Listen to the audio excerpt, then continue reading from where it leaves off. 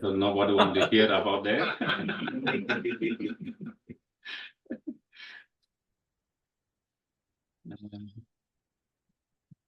What I would like to do is start with a short breathing exercise meditations to quiet our mind, to bring our mind in the moment present.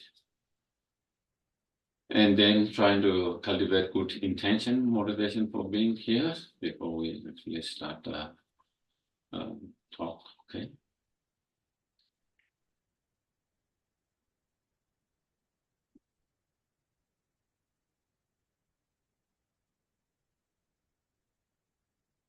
So make yourself comfortable, relaxed.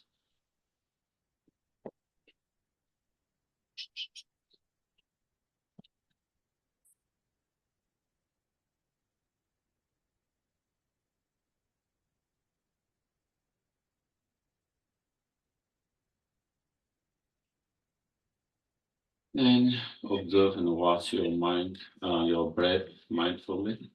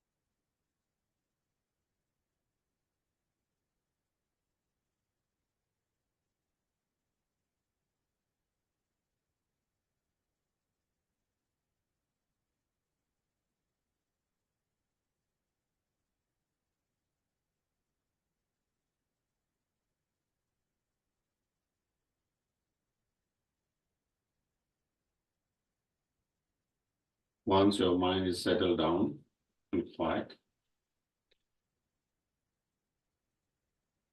then we can try to think and contemplate the purpose of my life is not only just to be concerned with only my well-being.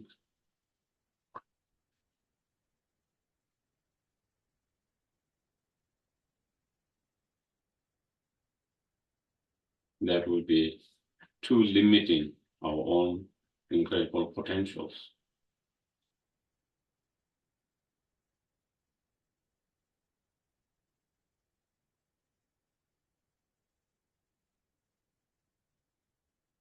Therefore, the purpose of my life is to be as much help benefit, not only oneself, but to other sentient beings and as many sentient beings as possible.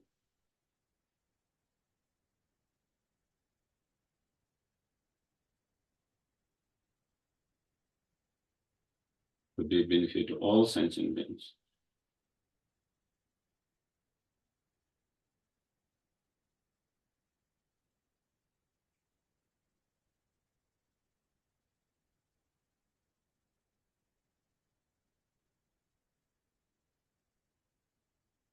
And in order to be more benefit, help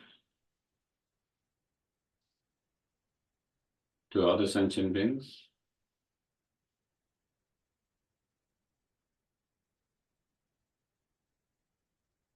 I need to develop my own mind, attitude.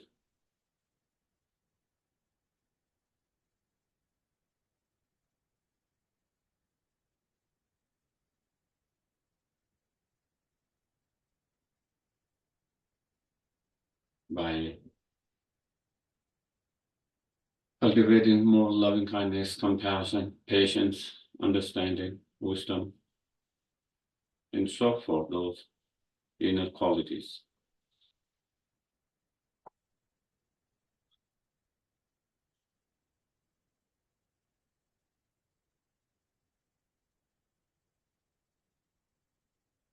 And in order to develop those inner qualities, I need to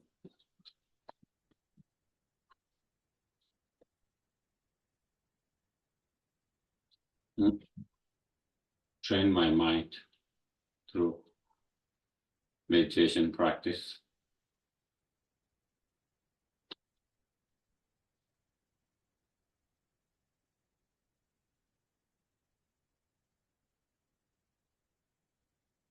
And to train into practice, I need to be inspired, encouraged, and reminded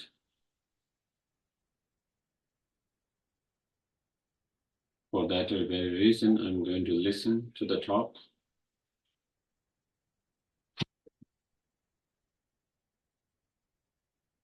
and reflect and contemplate.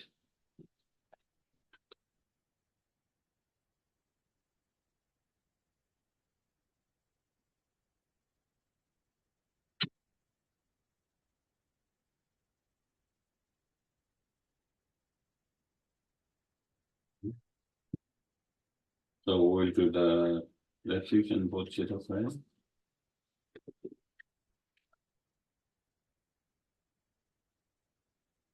Once in English and twice in Tibetan. I take refuge until I'm enlightened in the Buddha, the Dharma, and the Supreme Sage. I meditate on this way to the Dharma. May I become the Buddha to benefit transmission of beings. Sangye Chedam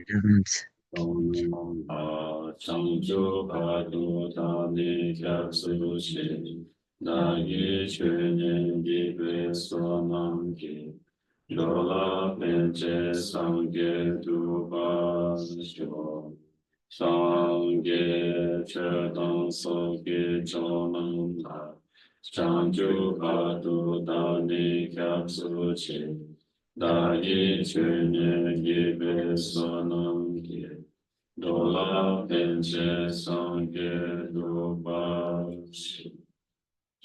Maybe we can do the short mandala. We're doing Tibetan chanting. Sa shi pe ki yong shi me do dang re ra re si ye re ye Sangye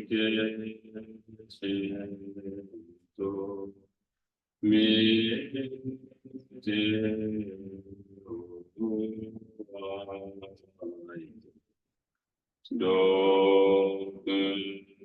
namata se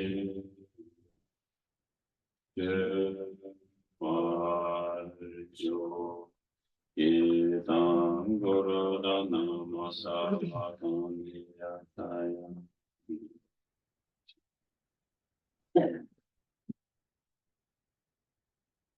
So, welcome everyone again.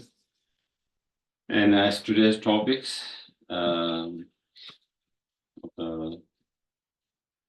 talk is going to be impermanent and especially death impermanent.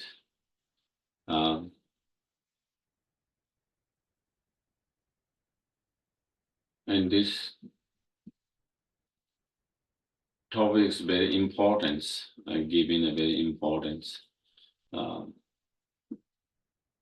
in Buddhism, contemplating on impermanent in general, especially death impermanent, contemplating on that and having that awareness is giving very importance. Even Buddha's own life, it was through experiencing, and by seeing death was one of that inspired him to search for truth. Why we die? What is the cause of dying? Why we have to die? Can it be stopped? So those are the one that kind of inspired him, wanting to understand more of that, and also the first teaching after his enlightenment, was also on impermanence, Four Noble Truth, and part of those Four Noble Truth,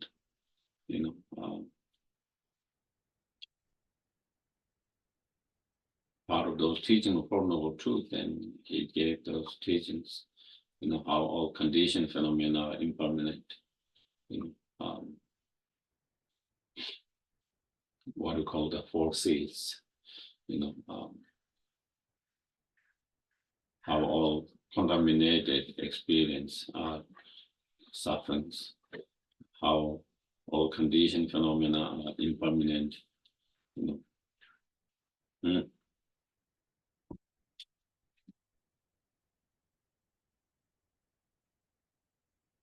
how everything is empty of inherent existence, and cessations is the peace.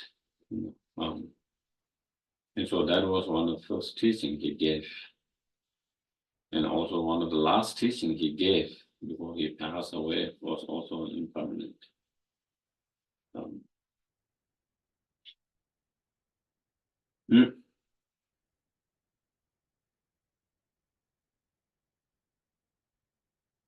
And we don't pay so much attention, and we're not aware because we don't pay so much attention what's going around within ourselves or surrounding ourselves. But if we observe and if we pay attention, the impermanent teachings are always there all the times. If you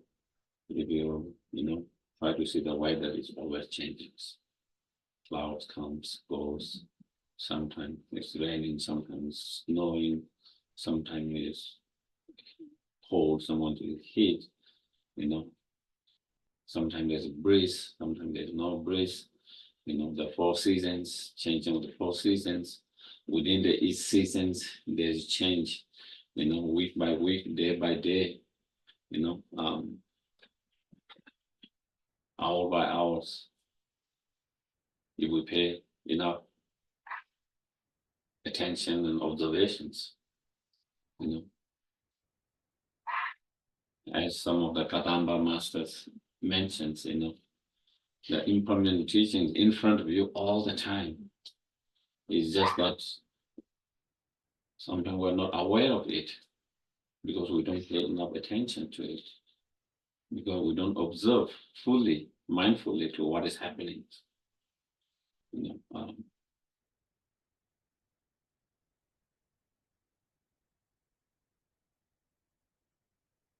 The climate is changing all the times. The political situation is changing all the times. Never know what is going to happen. Next year, this week, this month, this week, these 24 hours.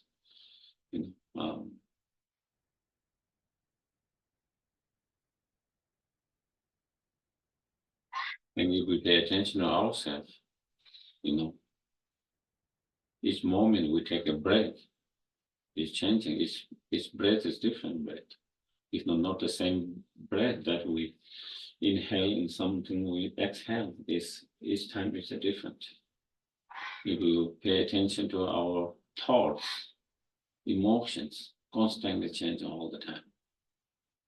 Constantly changing all the time.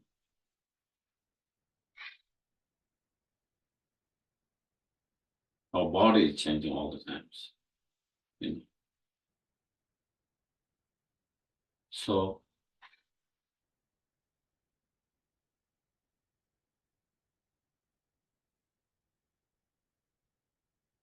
our feelings are changing all the time. You know,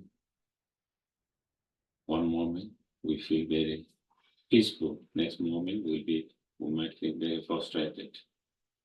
You know, one moment we might feel calm. Next moment we might be too much worry, fear. So again, constantly, one moment we have positive thoughts. Next moment we have negative thoughts or neutral thoughts. So it's constantly changing. That's it's not something complicating philosophy. It's just fact reality, which happens all the time. It's just that we are unable to observe and pay enough attention, and therefore, you know, when something change, we are caught by surprise. We shouldn't be, but still we get a surprise by those changes. If we pay enough attention and if we're aware of that, we wouldn't be so surprised by those changes. You know, because there is something you see, observe all the times, aware of that all the times. And you wouldn't feel like unprepared for that. At the moment, we feel sometimes, you know, caught by surprise and kind of unprepared, you know, and not knowing how to deal with that, and not being prepared how to deal with that, with the change, the impermanent nature.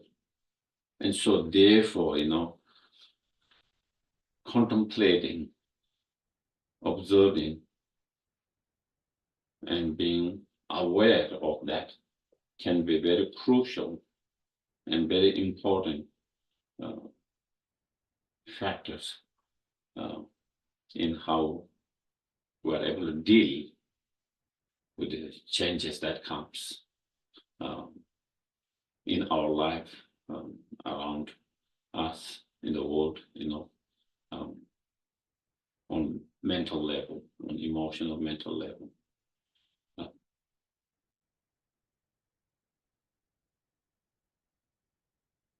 Yeah.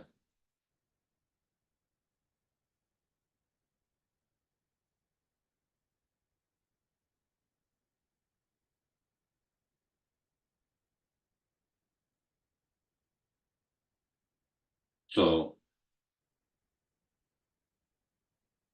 all conditions, phenomena are ever changing, unstable, you know,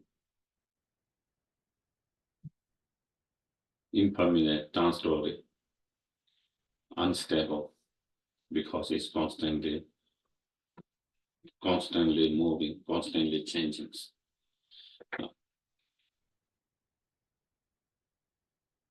And that is the very nature of all these condition phenomena.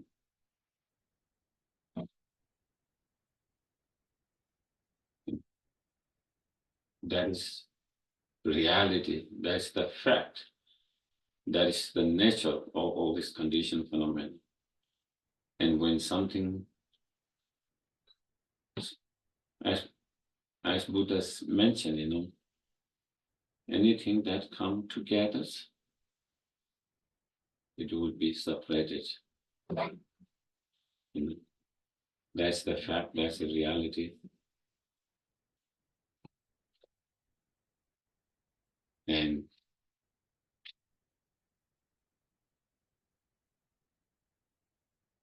that's the nature of those things.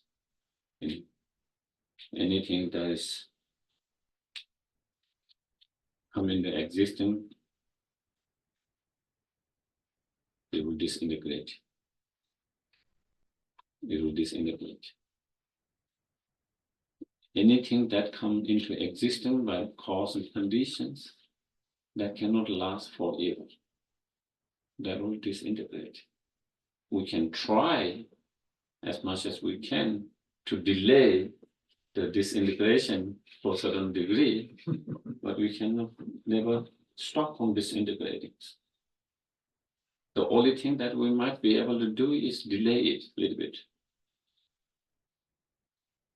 But it will, disintegrate. Anyone who is born will have to experience death.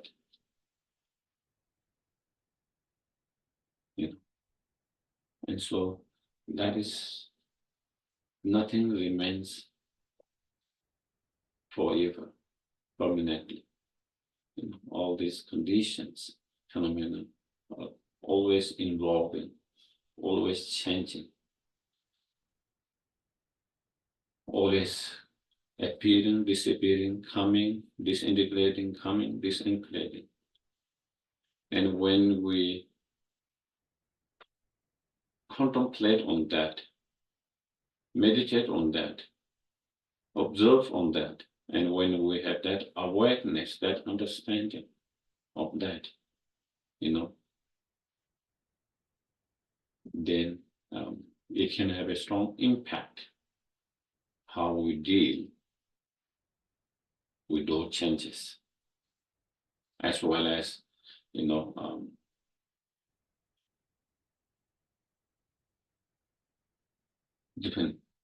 dealing with different emotions.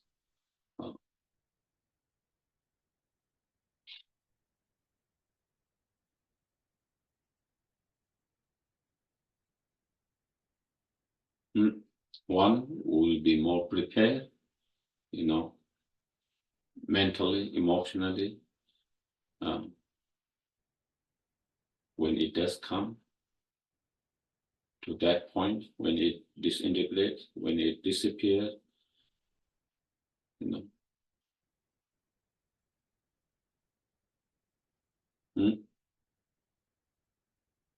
wouldn't be too overwhelmed, you wouldn't be too overwhelmed by the sadness, the loss of that separation, the loss, of course, you might experience the sadness, but one will not be overwhelmed by that,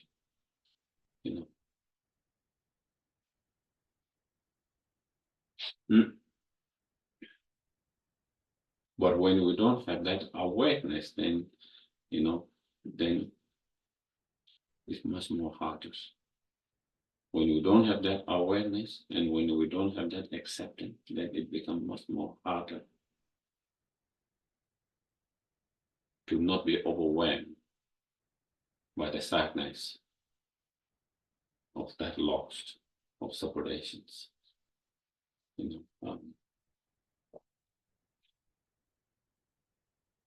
Also, when we have that awareness or understanding of impermanence, we have less grasping to that object, less grasping, less tightly to the objects. That means, less grasping, less attachments. Less grasping, less attachments means less pain, less sufferings for yourself. Also, you become less possessive, less controlling. A lot of time, we become possessive and controlling of others. That comes through attachments, grasping.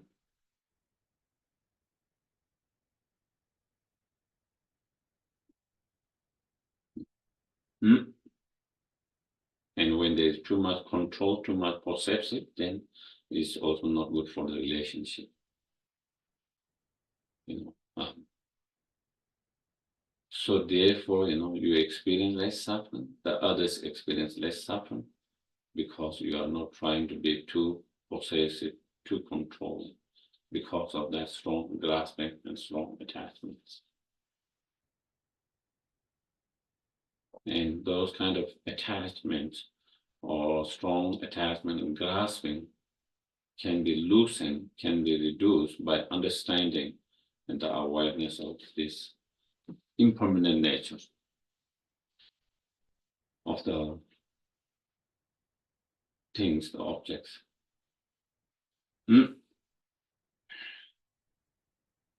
So, the impermanent nature, that one day that it come to end, disintegrate, is much more easy to observe, easy to understand, relatively. The reasons why it come to end, such as, the house collapsing, when it's too old, the car, or the phone, or any of them stop functioning as it used to function when it become too old. Everything's done out, and when our life come to end, after a certain age, after certain times, so those coming to an end of that objects, that things, that impermanent, that's integrating, is a little bit more easy to understand. The reason why it changed is because it's changing. It doesn't change suddenly, it changes slowly, moment by moment, and come to that result. Century doesn't become century suddenly. Century become of the decades. And decades become because of the years. The years become because of the months. Month doesn't become month suddenly, it's because of the weeks. The weeks become because of the days. And the days become because of the hours. The hours become because of the second, millisecond, and we can go, more subtle and subtle.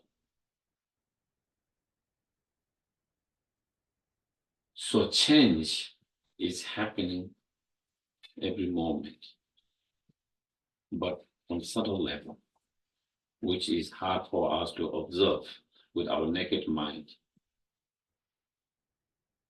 With certain new highly developed technology, you can see some of that, but maybe we might not be able to observe that everything at the moment.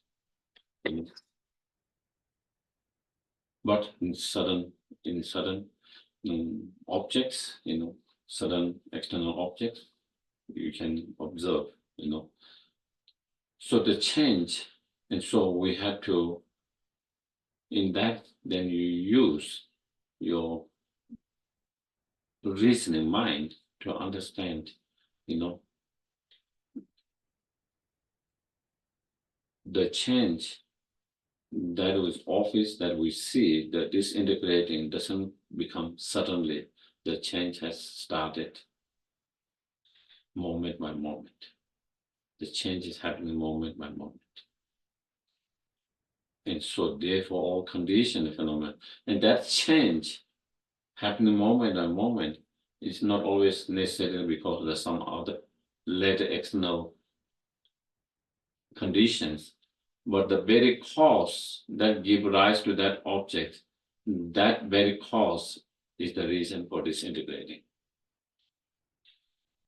The very cause that give rise to that object cannot hold that object without changing. It has that, and so therefore,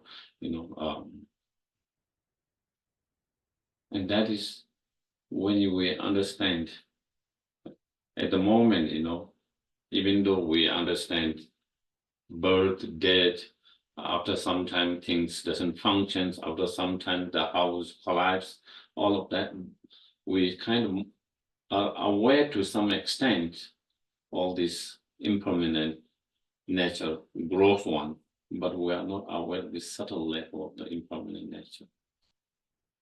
And that is when we get caught up, surprised. How did it suddenly collapse? How did it suddenly stop functioning? How did suddenly someone pass away? You know, but there are cause and conditions that are leading to us there, you know, day by day, week by week, day by day, hour by hour, those are leading towards that, you know. And that is where something, what called subtle impermanence, you know, being, and to understand that sometimes we have to use that kind of reasoning, logics, you know, in order to understand why that gross level of impermanence happens. It will happen because that subtle impermanent nature of that object. So within that gross impermanent, then the death is one thing, you know, death of sentient beings, death of ourselves. And so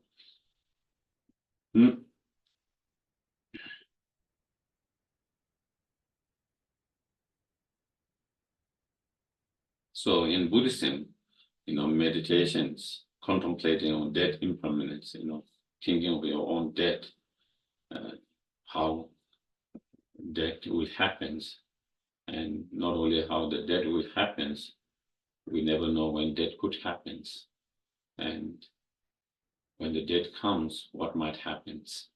You know, this is something that very much contemplated.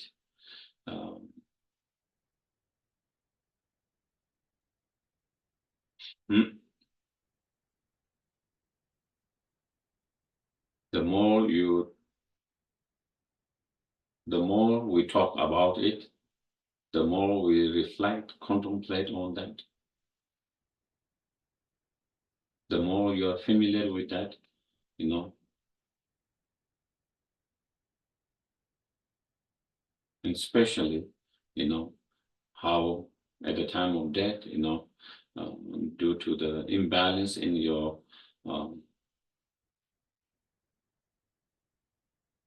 elements in your bodies, you know, how your body disintegrate, and through the dissolutions of those elements, you know, different external, internal signs that one experience, you know. So when one is more familiar with that, then there's less fear about that. You know, there's less fear about that because you are more familiar with that. You know more about it. We are more fearful of some things when you are not familiar with some things. You know, when you are familiar with something, you have less fear because you know what to expect, what will happen, what could happen, what to expect. But when you are not familiar with something, you don't know what is happening. You don't know, even something happening, you don't know what is happening. You cannot make sense of it. Why it is happening? What is happening? And also you don't know what to expect. And so not knowing, you know, what could happen, what might happen, that uncertainty can give rise to fears. And so therefore, you know, there is a focus on that impermanent. Also, you know, when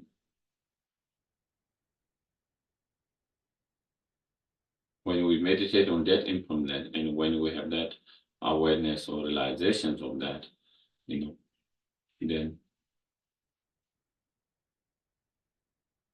it makes our life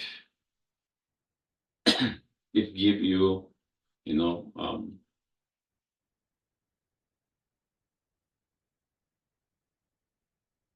meaning of your perceptions, or it give you what is the meaning of your life, help you to understand what is the meaning of life, and also it help you to, not to waste this incredible special human life, which has so much potentials, so that we make most of it, take advantage of this human life, which has so much potential, so that we don't waste it. So we make most of it. So we make it, meaningful. In that way, then, also it gives you purpose in your life. In that way, also it gives you more energy, to do things, because there's a meaning, there's purpose of the life. And it helps us to, direct in that, in terms of our spiritual practice, to help us to, otherwise we can be very distracted, otherwise we can be very distracted. And so it gives a kind of directions in our spiritual path. And not only it gives direction in our spiritual path, while we try to engage in the spiritual path, it helps us to practice more purely, more sincerely. More pure, your practice become more pure, more sincere. Otherwise, sometimes even we try to practice, sometimes it doesn't become so sincere, not so pure as it should be.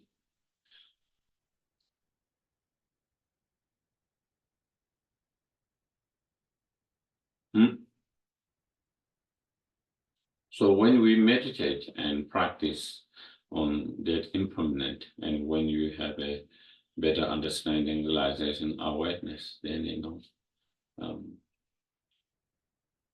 as some of the, in some of the teaching, it says, for those practitioners, kind of more higher practitioners, more superior practitioners, when the death comes, there's no fear, no worry, no regret, but kind of joy to face, joy in facing that reality when it comes.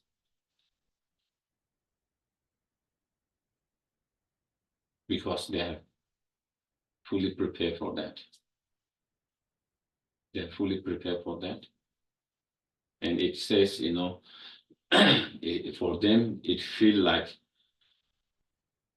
changing an old, worn-out coat for a new.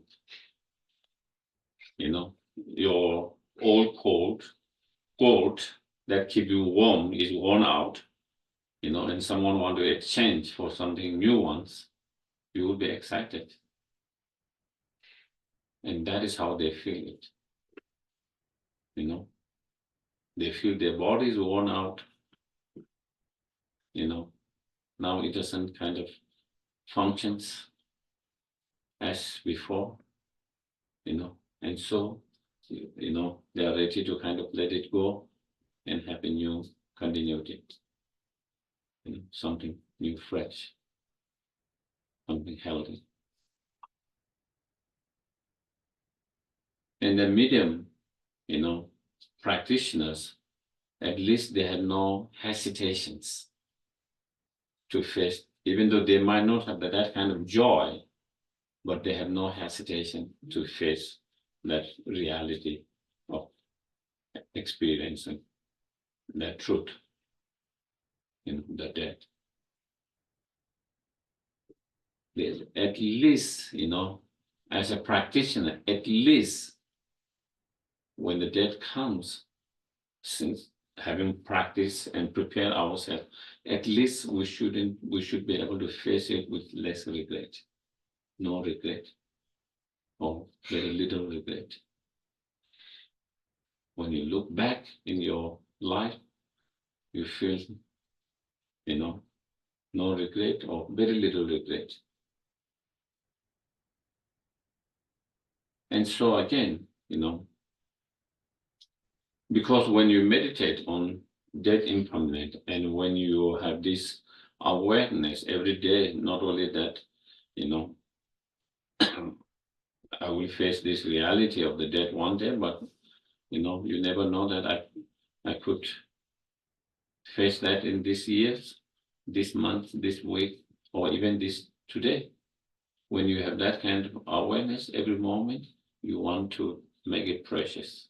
You want to make it use your life more meaningful. And you try to do that. And because we have tried to do that, therefore, you don't engage into too much negativities. And because of that, you have less regret or don't regret.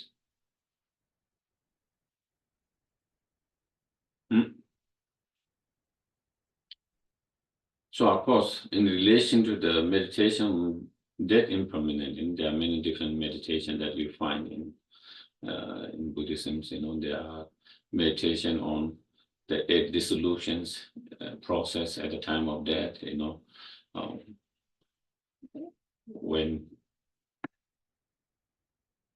element in our body become imbalanced, and when we try to lose some of them, and then different external signs that we could experience and internal signs that we experience, those process,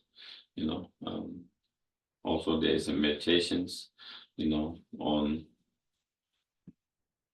some meditation where you imagine that you are at the bed dying, surrounded by families, friends, whatever, and then imagine allowing how you feel at that moment, So through that, understanding your own emotions, do you feel fearful at that moment? Do you feel regretful at that moment? Do you feel guilt at that moment? Do you feel you're ready to leave everyone behind? So, in that, then again, different emotions could arise. And then if those different emotions arises, do you have the tools to deal with those emotions or not? If you don't have tools to deal with those different emotions that arises, you try to develop those tools now. And if you try to develop those tools in dealing with those emotions, when the time comes and when you are in the bed in that moment, if those different emotions arises, you have the tool to deal with that, so that you can have more calm, peaceful death. Less struggles. And peaceful, calm death. Of course, everyone would like to have peaceful, calm death. But if you don't have the tools to deal with those, when it happens, different feelings, different emotions could arise. And if you don't have tools, then it can be struggles. It can be painful. Your body is ready to live. Your mind is not ready to live. You are still holding on that. You are still holding, and that can be sometimes painful struggles. And then because of different emotions, if there are strong emotions, different emotions, and then that would be struggles. And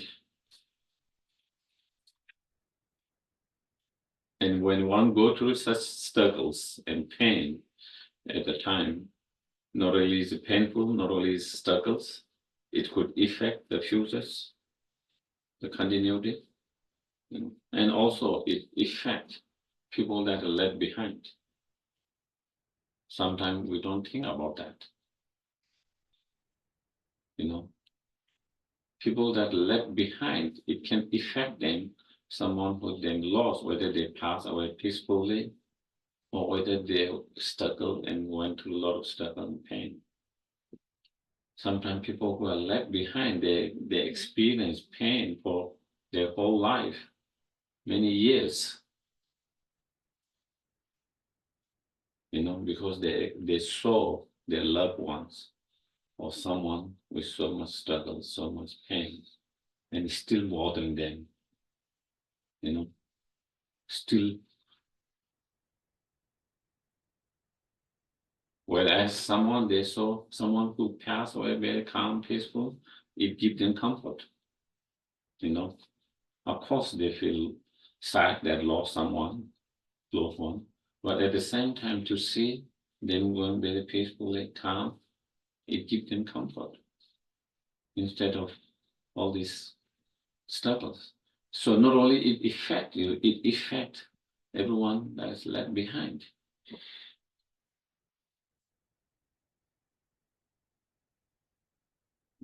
And so that is one of the meditations,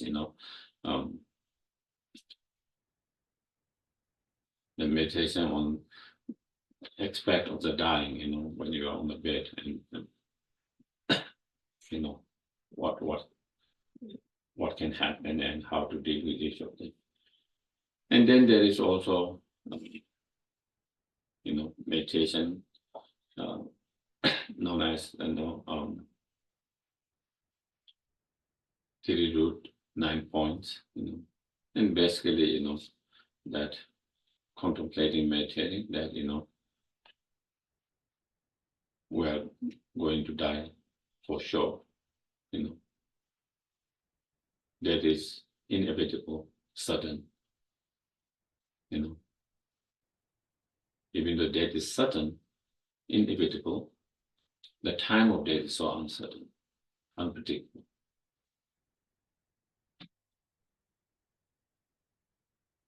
And then what helps at the time of death? What really helps at the time of death? So those are the three kind of main root contemplation you do, and in relation with that, then you try to meditate in certain points to have that understanding, realizations. So in first that that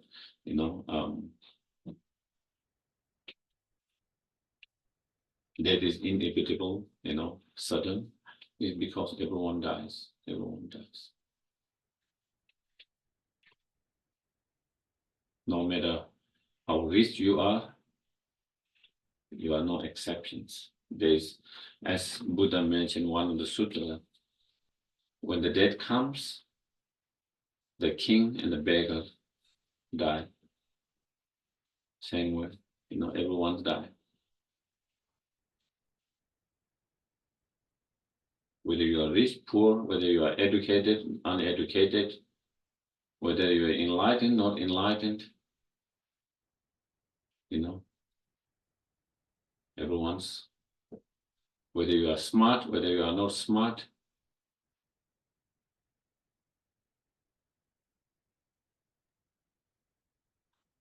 everyone dies. Even the most powerful person in the world, in the past, have all died, and they will continue to die. Most enlightened beings that have come into the world before have died, and also, most smartest persons that have ever come in this world, also they all die, and so will others. So everyone dies.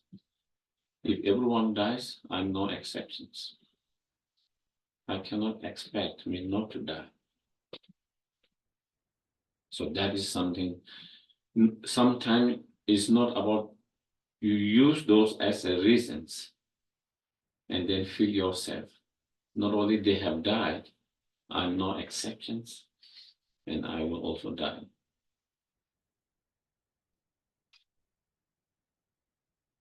Therefore, I will die. If everyone's dying, and no exception, I will also die.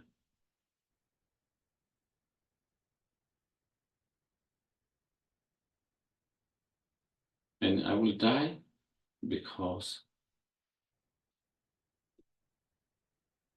each year, each month, each week, each day, each hour, each minute is constantly moving towards that.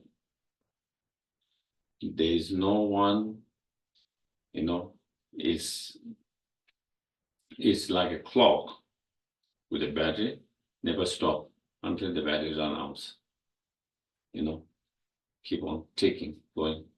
And that is how, even when you are not aware, we are getting closer to that. We never stop. Whether you are aware or not aware, whether you contemplate or not contemplate, we are getting closer and closer to that final destinations. That never stop. Not only when you are awake, also when you are asleep. Whether you are conscious, not conscious, whether you are awake, not awake, that doesn't stop from us getting closer and closer to that.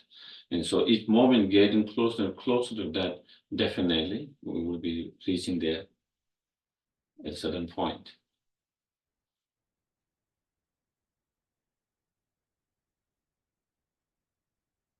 And then, at the time of also, not only we get getting closer to that, sometimes we might think,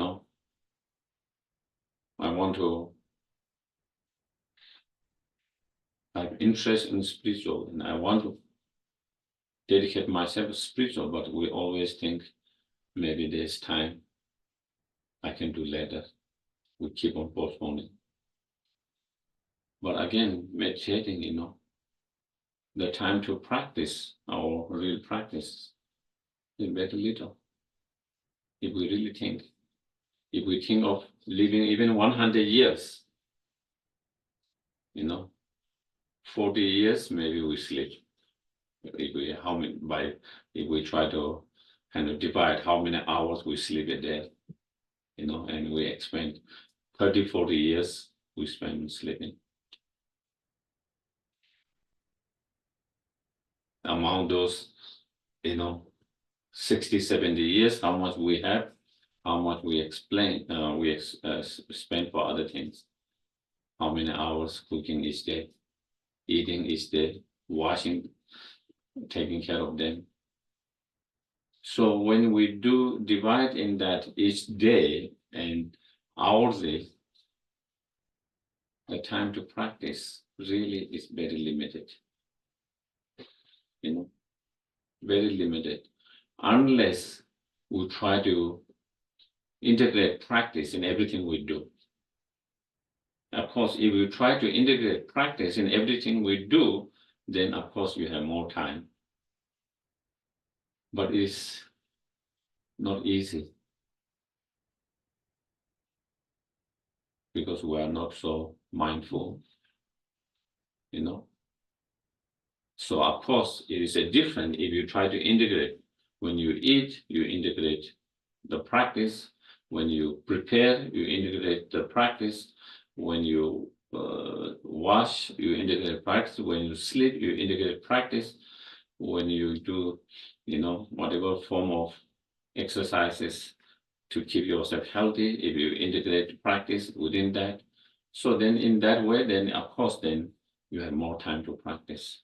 But if we don't integrate, then really, if you try to see finding a time separately for the practice meditation, it's very limited. When you see 100 years, it sounds like long, but if we divide every day, then, we find 1 hour. If we can find 2 hours, it's great for our practice meditations separately for that.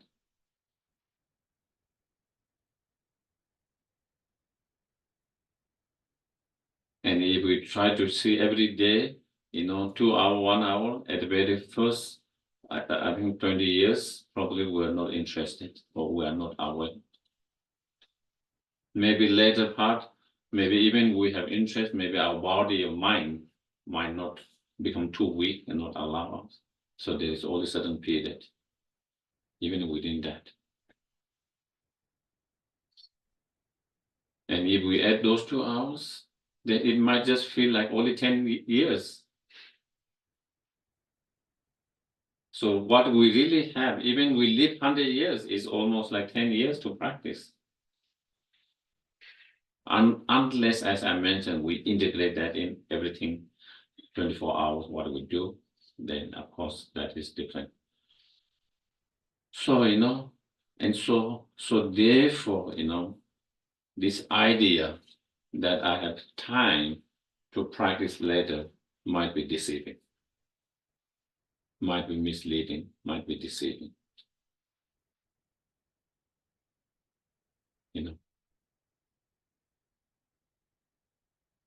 Because a lot of time, many of us, who want to practice, we have the interest to practice.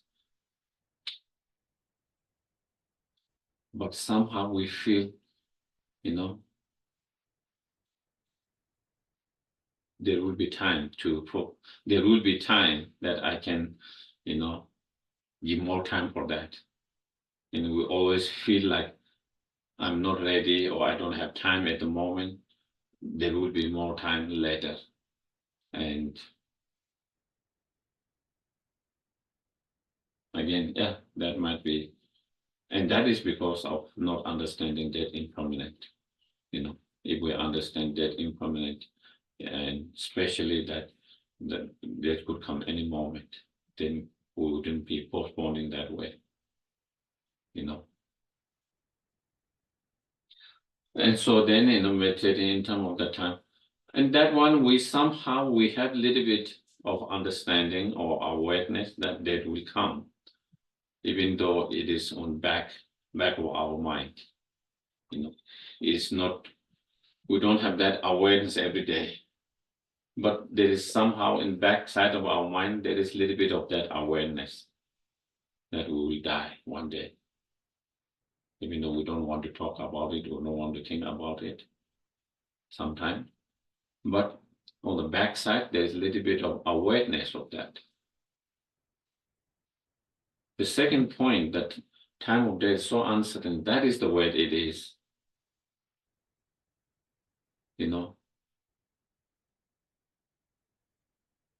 Well, we almost feel like that there is some certain that we are going to live more, But in reality, if you try to understand, first,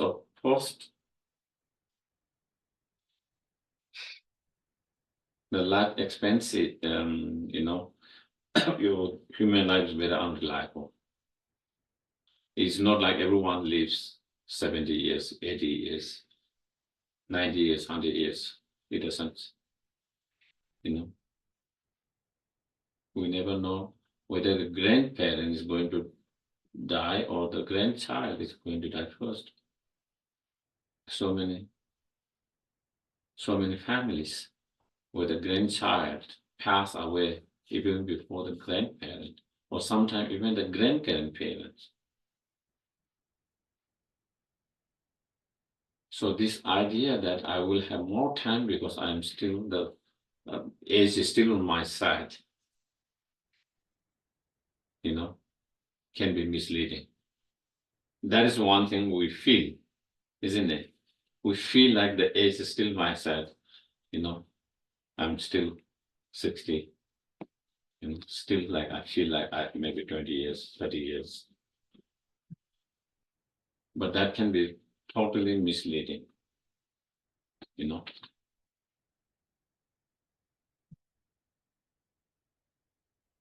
Unless we have this understanding, even someone who is in 80, still they feel I have more time. Even who is 90, still they feel I have more time. They don't feel I'm going to die this year, this week, this month, this week,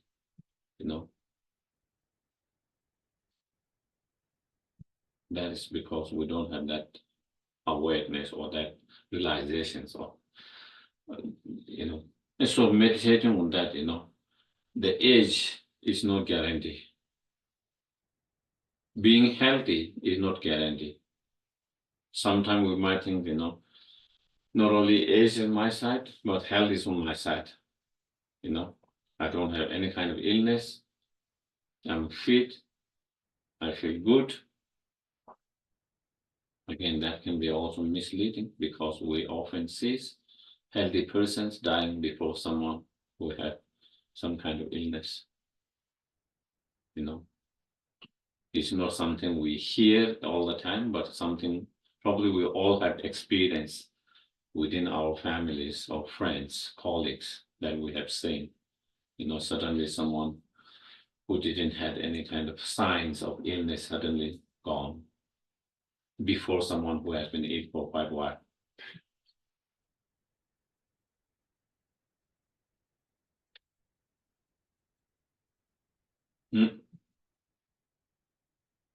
So age, the health doesn't guarantee, and environment. Sometimes we might feel, if we live in an unsafe environment, violent environment, maybe,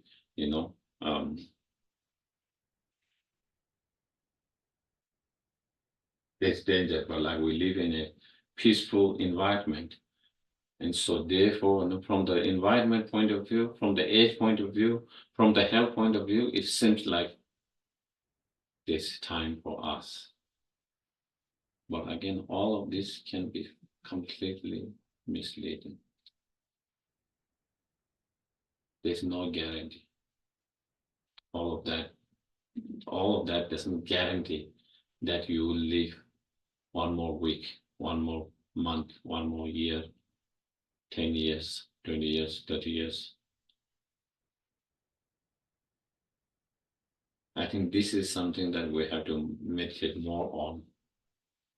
Because on one side, we know we will be dying, but the problem with it, we feel like it's not today, not this week, not this month, not this year, probably not next 10 years. Maybe in 20 years, maybe 30 years, maybe. When 20 years comes, not this year, maybe in 5 years, like that, So again, and that is the one that become obstacle for us to really engage in the practice more sincerely,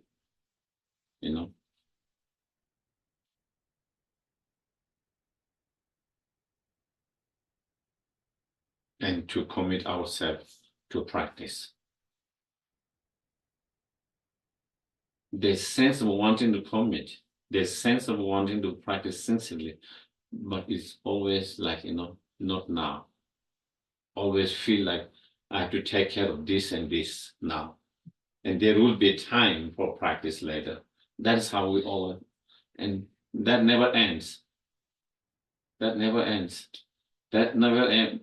Even after your children have grown up, even you have retired for your job still, I need to do these things, these things that I have not been able to do before because, I have to take care of children because I have to do this. Now, these are the things I need to do. So somehow always feel like there will be time waiting for you, there will be time for waiting for you to sincerely and fully dedicate yourself to the practice. But that has misled a lot of practitioners, a lot of people who are interested, and that can mislead us. And so how do we not get misled by that? Is so then meditating on this point. I cannot presume or guarantee that I will live and the time will be there because my age, health, and all of that. There's no guarantee in that. So that meditations can, when you have really understanding, experiential understanding of that, awareness or realization, that then, you feel, every moment, that this year could be my last year. This week, this month might be my last month. This week could be my last week. This day could be my last day. And when you have that awareness, then you think, if I have one more day, one more week, one more month, one more year, how do I want to spend? How do I want to live my one year or 1 month or 1 week, 1 day, whatever is left? Then, since if you value your practice, your spiritual path, then you would like to focus on that. You will dedicate on that. You will give more time to that. You will be more sensitive about that. Otherwise, as I mentioned, keep on postponing.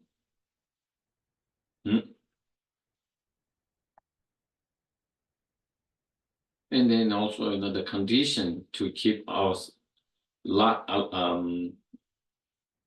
condition to take our life is so many external conditions, internal conditions.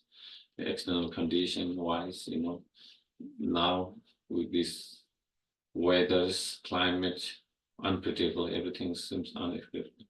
Things are happening everywhere that doesn't happen before.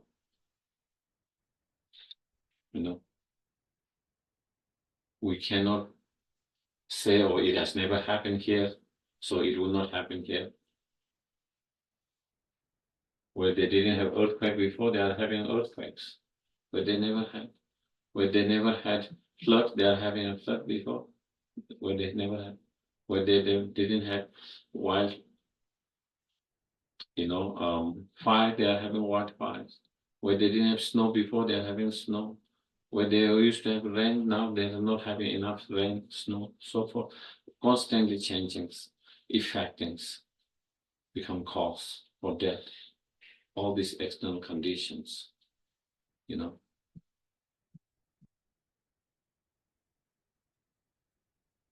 from the elements, or from the animals, we can be bitten by poisonous insect or any of the poisonous things,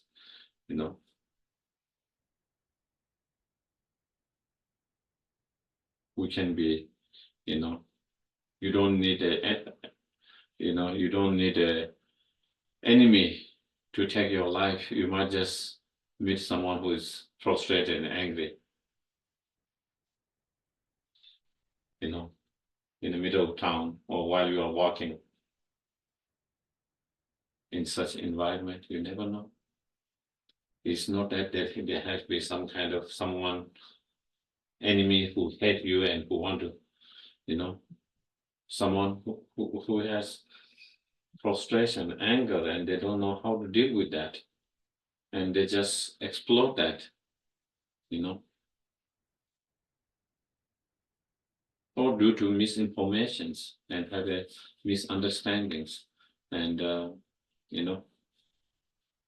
all of that. You never know.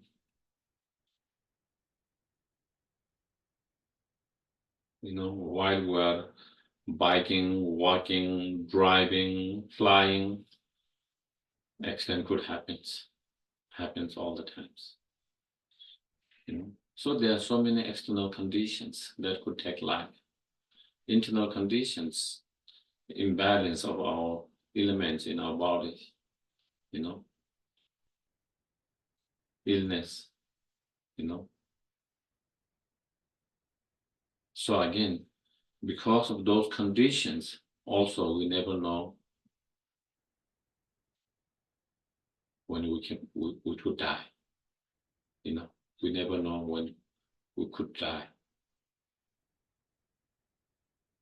Even though you are healthy, young, all of that, but again, we could face one of those conditions, external, internal conditions suddenly, And then that could be cause for the death.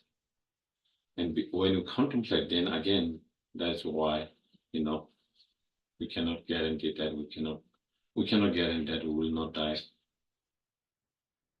this year, this week, this month, this week, or this today. And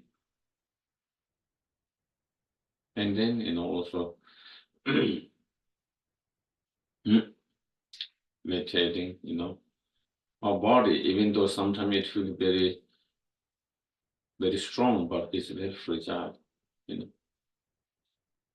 to end life, it doesn't need a big things, You might be freaked by a small nail or small things, and inflation could be, we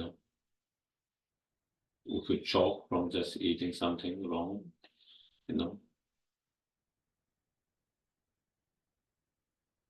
So our body is extremely fragile, Small things, small things can cause of the death. It doesn't have to be something huge. Very small things can cause. Something which seems very insignificant and very small can cause the death. And so therefore our body is very fragile. And therefore, again, also that's why we cannot guarantee and that, that we can live for a long time. Through such meditations, then, we need to have the purpose of meditating with such thinking or reasoning or logic or such contemplation is come to some kind of conclusions of understanding or realization or awareness that I could die anytime. There's no guarantee.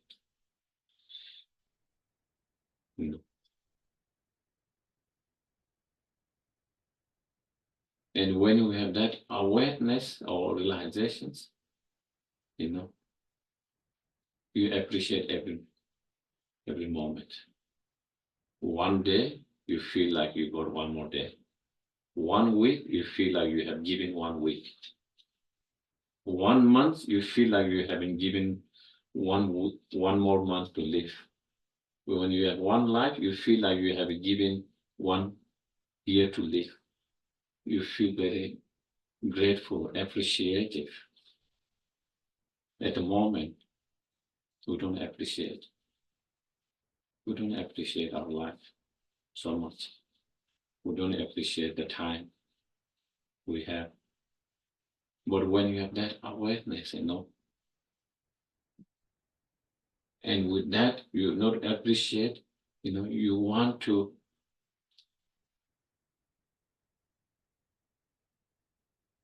be better parent. You want to be better for how many ever time you left. Better parent, better children, better friend, better persons.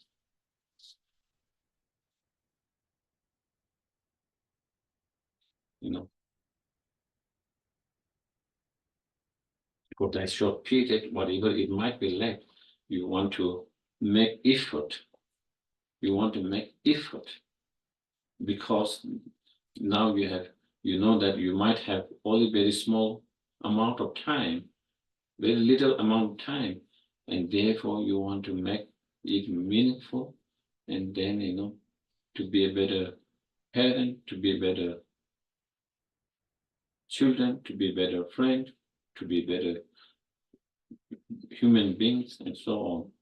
And if you feel that, if you do that day by day, then it becomes week by week. Week by week become month by month. Month by month become year by year.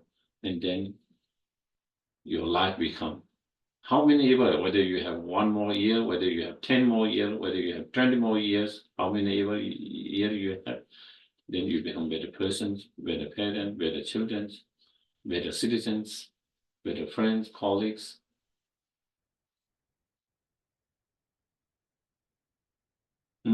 And then, you have less regret, and then in the this 9-point meditations is, then what help at the time of death is, what really help is our own mind, our own practice. That's all. wealth cannot help, really. Only thing that the wealth can do is give a little bit of external comfort. That's all it can give. It cannot give you peaceful mind, peaceful, happy mind.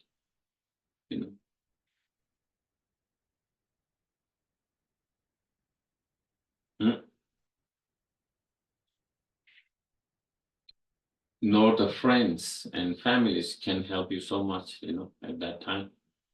They can try to comfort you, they can try to give you,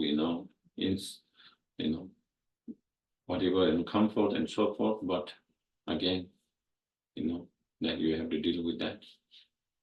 Even the body from the very beginning that we have been together, even that we leave everything behind, all of them behind.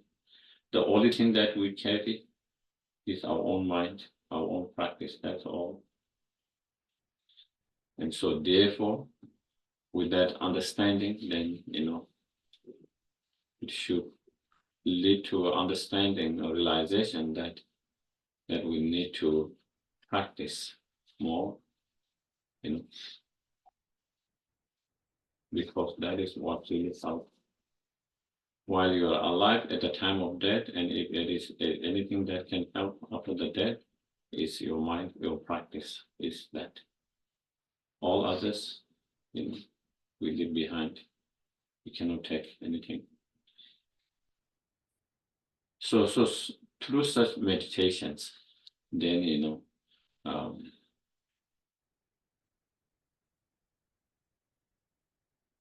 come to this understanding, realization that is definitely coming, and we don't know when it is coming. It could come anytime.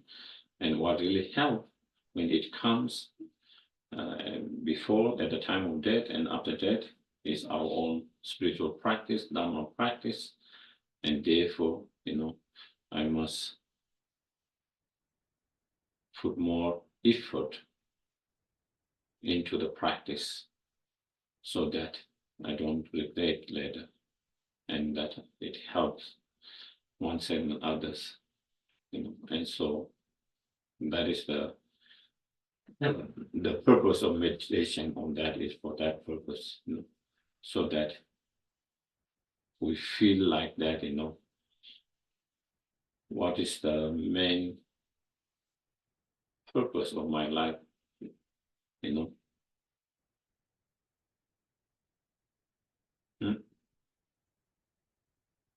what is most important in my life, and if the Dharma, if the spiritual practice is most important and purpose, then I should find more time, more energy, and dedicate more towards that, and not have excuses, or keep on postponing, instead, try to, because that is more important, because that is that really matters and help most. I should focus more, because that is the one that can help you. That is something that give you the tools to help others. That is something that help you while you are alive, and if there's something that can help you afterwards, is that. So I think that is a little bit on the impermanent.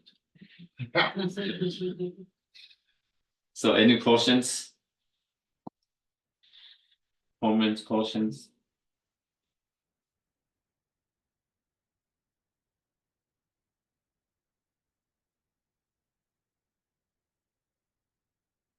Yes, please. Just a comment. It's you commented about preparing for death or for changes, and I have lost family through violence. I've lost friends through accidents, and I've lost family members because they got old and they got sick. And it was much easier to be at peace when someone was aged and you could see the illness beginning to take their life. But I'm not clairvoyant, So I can't see things coming always, Mhm. and it's very difficult.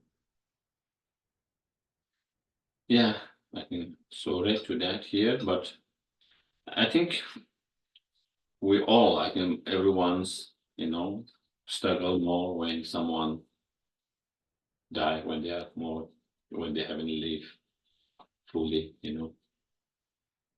because we feel like there's so much for them to do or to wait, and they didn't have that opportunity. So there is always more sadness, more grief for losing someone younger, you know. But again, that is also one of the result of us not having these realizations of this that impermanent, that it could happen to anyone. So because we don't expect that, normally our expectation is they will live up to a certain age and then they will die, and that is what we expect normally. And so when after a certain age, then you feel they have lived their life and you feel like it's okay.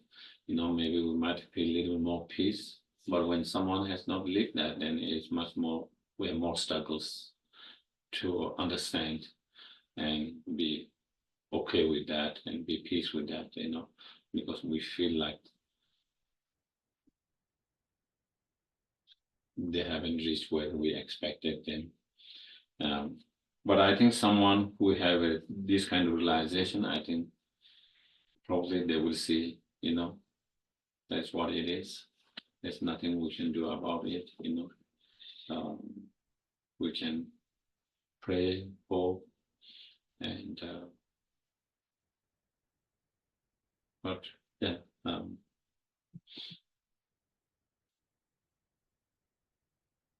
mm,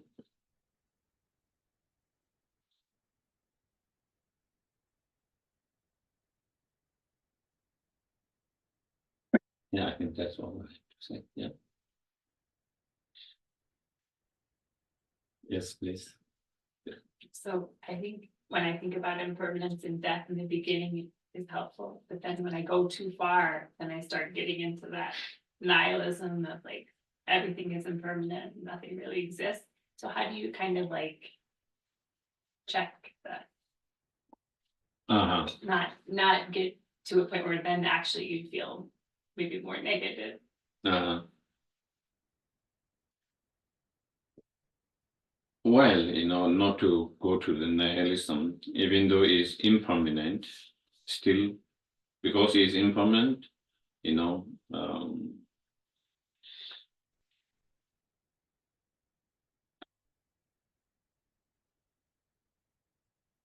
first of all, in terms of the meditation